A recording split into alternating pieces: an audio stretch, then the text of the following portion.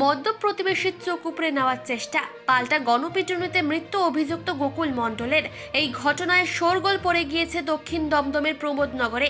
জানা গিয়েছে মূলত বচসার জেরে চোখ উপড়ে নেওয়ার চেষ্টা করে গোকুল মণ্ডল। এই ঘটনায় স্থানীয়রা কি বললেন চলুন দেখে নেওয়া যাক। দেখি ওরকম ধরে মেরে ধরে আছে সকালে কিভাবে মারছিল?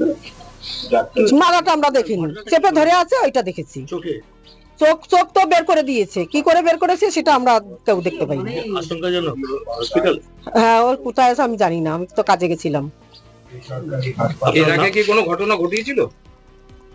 হ্যাঁ, এর আগে অনেকবারই এরকম করে, যাকে পায় তাকেই ওরকম কামড়ায় ছিঁড়ে বুড়ে নিয়ে নেয়। যাচ্ছিল ওই একটা ছেলে যাচ্ছিল, তাকে ধরে মেরেছে।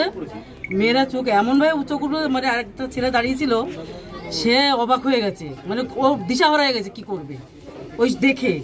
বলে ও মরে যাবে মরে যাবে বলে মানে মানে ও মানে কি করবে, লোক ডাকবে না কি করবে বুঝতে পারছে না। দুটো চোখে? হ্যাঁ, প্রথমে নাকি মুখে দিচ্ছিল, মুখে রেখে তারপর আবার চোখে দিয়েছে। দেখা যায় না ওরকম দৃশ্য।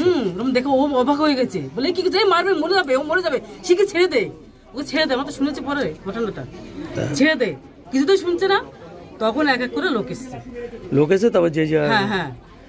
তারপর কি করছে, ওই এক হাত দিয়ে টেনে ঘরে নিয়ে চলে গেছে ওই ওটাকে যাকে মারছিল। পুলিশ এসে নিয়ে গেছে?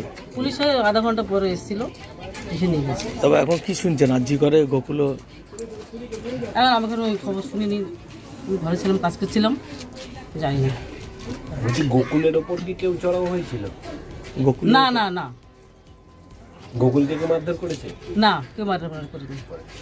যা করার পুলিশে করেছে, পুলিশের হাতে আমরা ধরে দিয়েছি, যা করার ওনার করেছে। পুলিশে মারধর করেছে?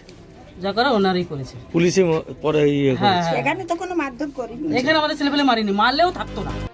মানসী বসুর রিপোর্ট, চেতনা বার্তা। জেগে থাকে, জাগিয়ে রাখে।